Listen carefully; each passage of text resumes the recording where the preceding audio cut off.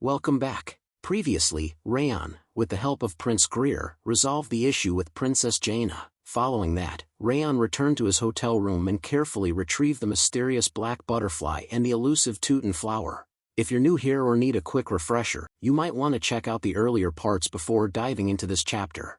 Now that you're all caught up, let's get started. As the black butterfly fluttered towards the nearby Tooten flower, Raon's thoughts turned inward, his mind focused on the intricate dance of fate that was about to unfold. The black butterfly feeds onto mana, but it is unable to digest it, he thought to himself, recalling the ancient lore that had led him to this moment. The Tooten flower cannot gather any mana in its lifetime. He paused, his thoughts lingering on the cruel irony of their existence. When the two are brought together, they are able to release each other from their curses. With a gentle, almost tender smile, Raon's fingers closed around the delicate petals of the Tooten flower, cradling it as if it were a precious gem. His thoughts continued to unfold, a symphony of intricate plans and ancient knowledge. The Tooten flower has to hold the mana that the black butterfly has gathered, he mused, his mind racing with the possibilities, to finally become a highest-grade elixir, simultaneously harnessing the energies of fire and water. The rarity of this knowledge was a testament to the secrecy surrounding the Tooten flower's true potential. Raon's own understanding of this obscure fact was a direct result of the ancient wisdom imparted by the 10,000 Flames cultivation, a testament to the profound impact it had on his perception of the world. Without hesitation, Raon's lips parted, and he consumed the flower in a single, swift motion. The delicate petals dissolved on his tongue, releasing the carefully balanced energies within. As the essence of the Tooten flower coursed through Raon's being, a sudden, ethereal chime echoed through his mind, signaling the arrival of a system notification. The words materialized before his inner eye, shimmering with an otherworldly glow. One strand of the curse of frost has disappeared, the notification read, its tone detached yet portentous. The durability of your energy center and mana circuits has increased, energy has increased significantly, willpower has increased significantly, all stats have increased. With a deliberate slowness, Raon's gaze shifted inward, and his status window unfolded before him like a shimmering veil. The first section displayed his identity, name, Raon Sieghart, followed by his title, Indomitable, which seemed to resonate with an aura of unyielding determination. His current state was listed as Curse of Frost, 4 strands. The traits section revealed a complex array of attributes, each one a testament to his growth and experiences. Wrath, Ring of Fire, 5 stars. 10,000 Flames cultivation, 3 stars. Fire resistance, 3 stars. Coldness of the frost, 3 stars. Perception of the snow flower, 3 stars. Water resistant, 4 stars. Bleeding curse, 1 star. Backstab, 1 star. And iron will, 1 star. As his gaze drifted to the stats section, the numbers sprang to life. Strength, 72. Agility, 73. Stamina, 66. Energy, 70. Perception, 79, and Wrath, 10. A subtle, enigmatic smile crept onto Raon's face as he beheld his status, his eyes gleaming with a deep satisfaction.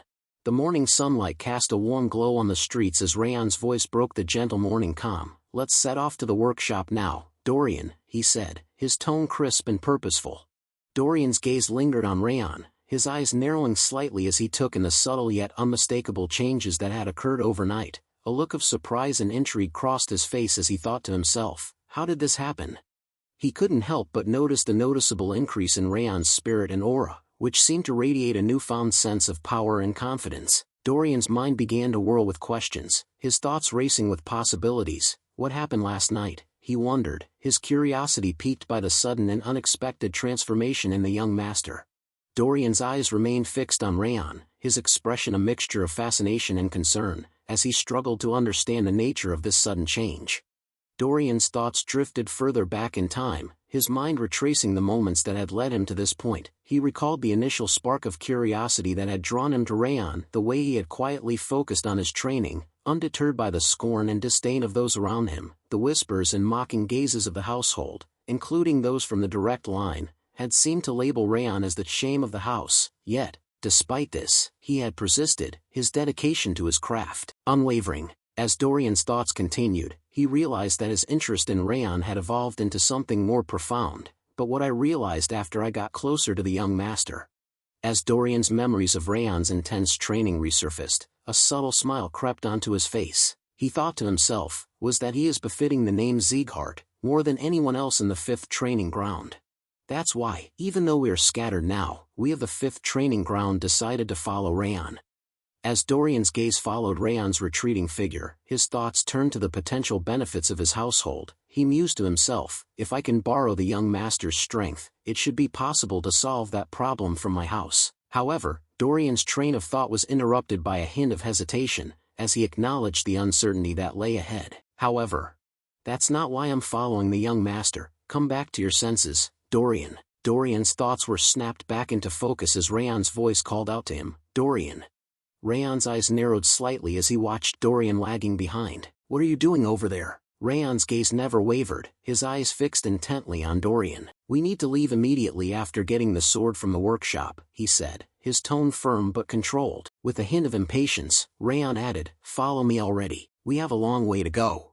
A warm smile spread across Dorian's face as he thought to himself, yes, I should focus on getting stronger while following the young master. The decision seemed to bring him a sense of clarity and purpose, and he felt a renewed sense of determination wash over him. With a surge of enthusiasm and confidence, Dorian's face lit up with a bright smile as he thought to himself, because everything will be fine as long as I'm with him. His feet seemed to move of their own accord, and before he knew it, he was running towards Raon with a newfound sense of purpose. Yes, I'm coming, Dorian called out, his voice filled with excitement and eagerness.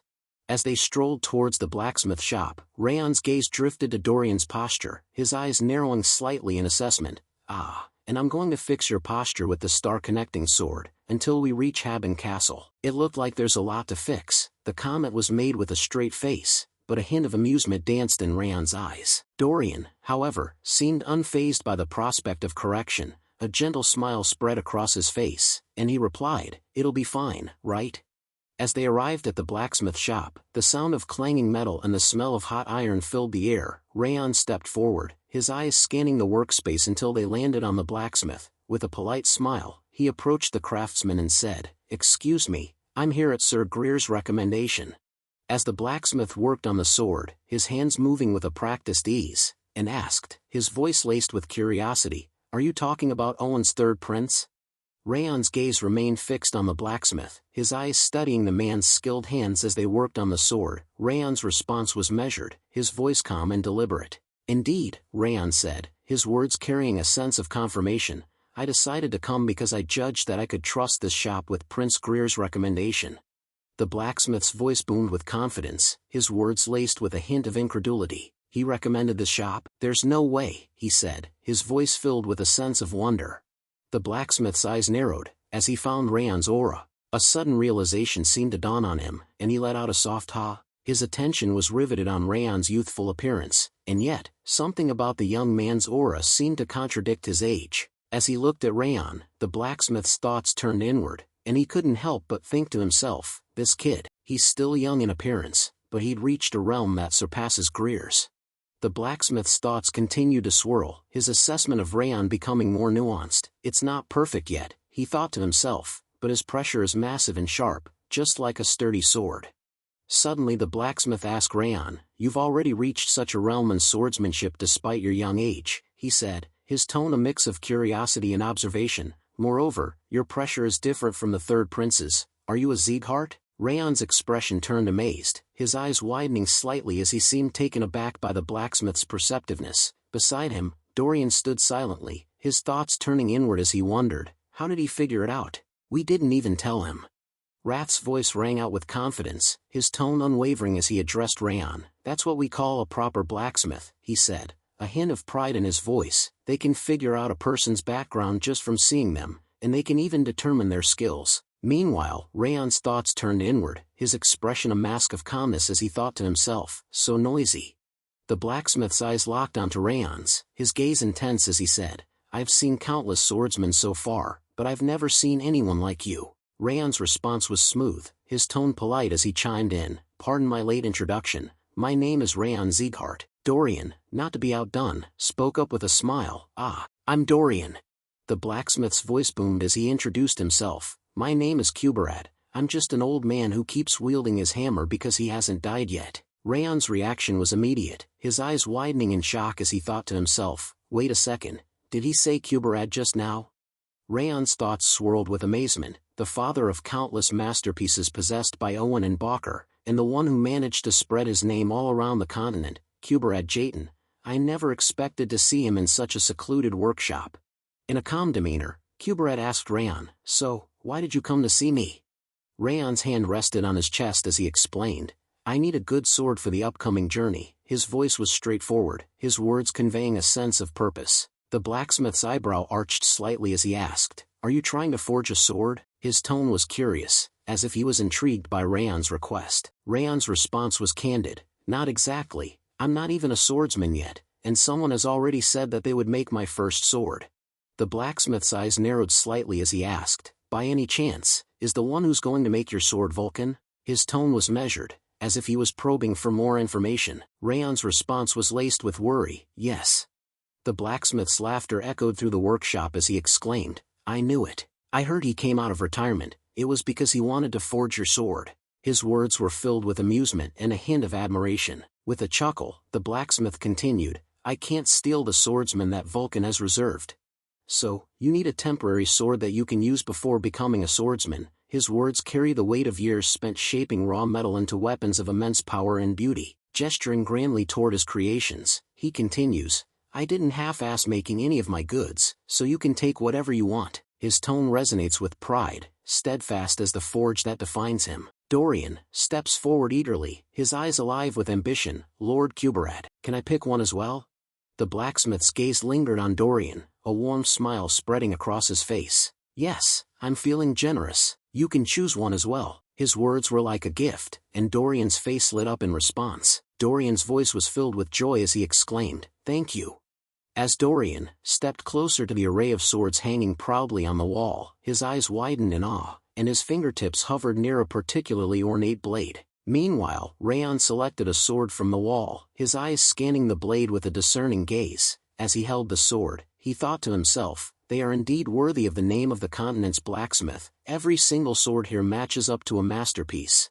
Raon stood in the forge's warmth, his fingers brushing over the hilt of a magnificent sword. His gaze flickered between the blades, his mind a storm of thoughts. "I could pick any of them and be satisfied with their performance," he mused. With a resigned sigh, he muttered, As Raon browsed through the shop, his eyes landed on a red sword that seemed to radiate an aura of its own. He felt an inexplicable pull towards the sword, and his curiosity was piqued. "What is that?" he wondered, his gaze fixed intently on the sword.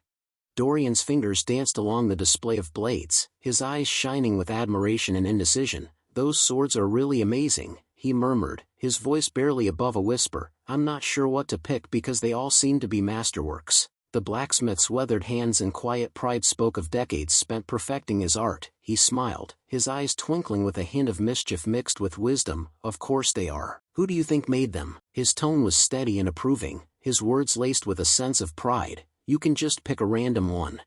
The blacksmith's face suddenly drained of color, his expression shifting from warmth to alarm. His eyes widened, and he took a step back, as if he had just sensed something ominous.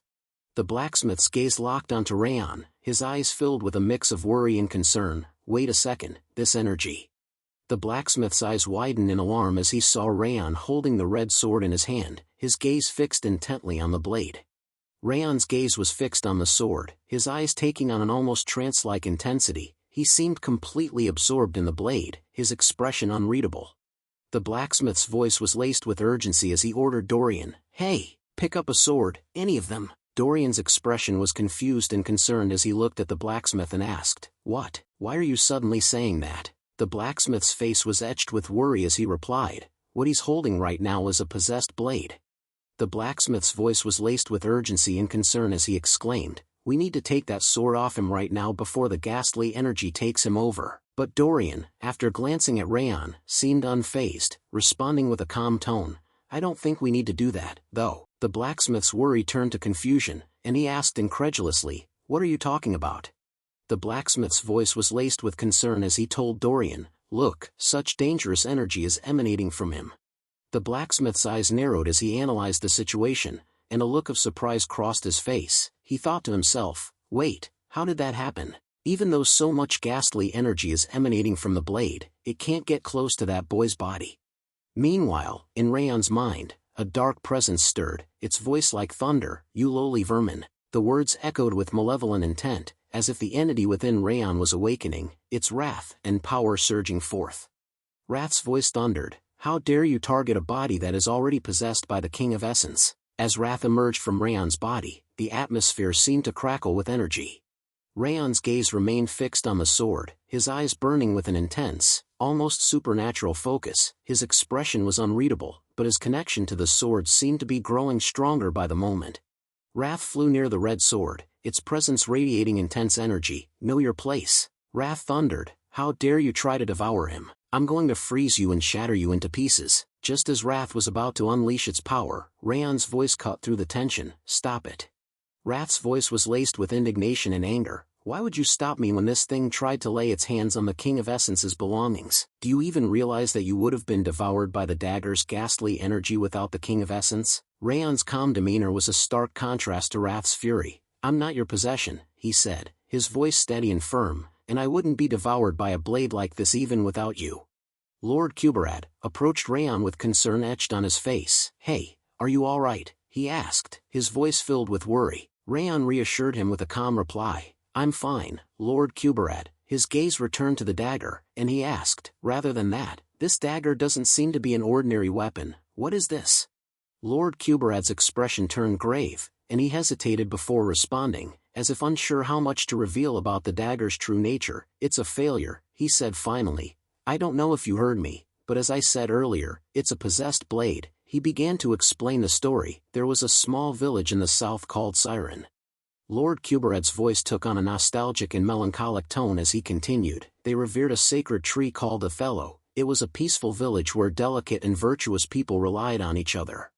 Lord Kuberad's voice was filled with sorrow and outrage as he recounted the tragic events. "But one day, the white blood religion attacked Siren. Their fanatics killed half of the villagers, and the other half were supposedly kidnapped, as the white blood religion does." His words dripped with disdain for the fanatics and their brutal methods. "In the end, not a single survivor could be found in Siren. I heard about the disaster in Siren after that. I took a branch from Othello to forge this dagger, in an attempt to pray for the repose of the victims' souls." His voice was laced with regret and sorrow, "But it was a mistake." Lord Kuberad's voice was filled with regret and sorrow as he continued. "The moment the dagger was completed, the white blade and hilt turned red, and the resentment of the village's people gathered into the sword, contrary to my intentions. I've been storing it because no one could deal with that dagger's resentment and ghastly energy after that, but you can retain your sanity while holding it in your hand. I don't really understand how you did it." He studied Raon intently, searching for answers. Raon's gaze fell upon the dagger, and his eyes filled with sorrow. As Raon closed his eyes, he seemed to tune into the memories and emotions embedded in the sword. The memories of Siren Village began to flow into him, and he felt the weight of the villagers' suffering, resentment and indignation, pain and grief. All these emotions swirled within him, creating a deep sense of sorrow and empathy. With his eyes open, Raon's grip on the dagger tightened, his knuckles white with intensity. His thoughts echoed the question, did they meet such a harsh end at the hands of the white blood religion? Raon's voice took on a tone of quiet confidence as he spoke to the dagger. "I have many things I need to do." Raon's words to the dagger were laced with a sense of reluctant promise. "I don't have enough time, and I might be unable to help you get your revenge. However, if I happen to encounter the white blood religion, I'll help you get your revenge." With a confident tone, Raon asked the dagger, "So, will you come with me?" He gazed at the dagger, awaiting its response. As if sensing Raon's determination and resolve, the dagger began to respond, and the ghastly energy surrounding it started to fade. Lord Kuberad's eyes widened in amazement as he watched the ghastly energy fade away from the dagger. He couldn't believe his eyes, and his thoughts echoed the question, the ghastly energy is fading away. Did it acknowledge him as its owner? He stared at Raon with a mix of surprise and curiosity, wondering how this young man had managed to tame the dagger's malevolent energy. With the dagger's acceptance, Raon's words took on a sense of purpose, a blade forged to pray for the repose of vengeful souls. He gazed at the dagger, his eyes shining with a newfound connection. As he spoke, he began to name it. "Join me on my journey, Blade of Requiem." The name seemed fitting, a nod to the dagger's dark past and its new role as a companion in Raon's journey. Before ending up the chapter 1, have to inform you of a sad news. The creators of the series are taking a 2-week hiatus for rest and reorganization and plan to return on April 24th. Starting from chapter 61, they'll adopt a schedule of 1 week of break for every 4 weeks of serialization to maintain stable production. Friends, the chapter ends here. To everyone watching, thank you for joining us on this adventure. If you're eager to find out what happens next, please do comment below, asking for more chapters. Don't forget to show your support by liking and subscribing. Until next time, stay tuned.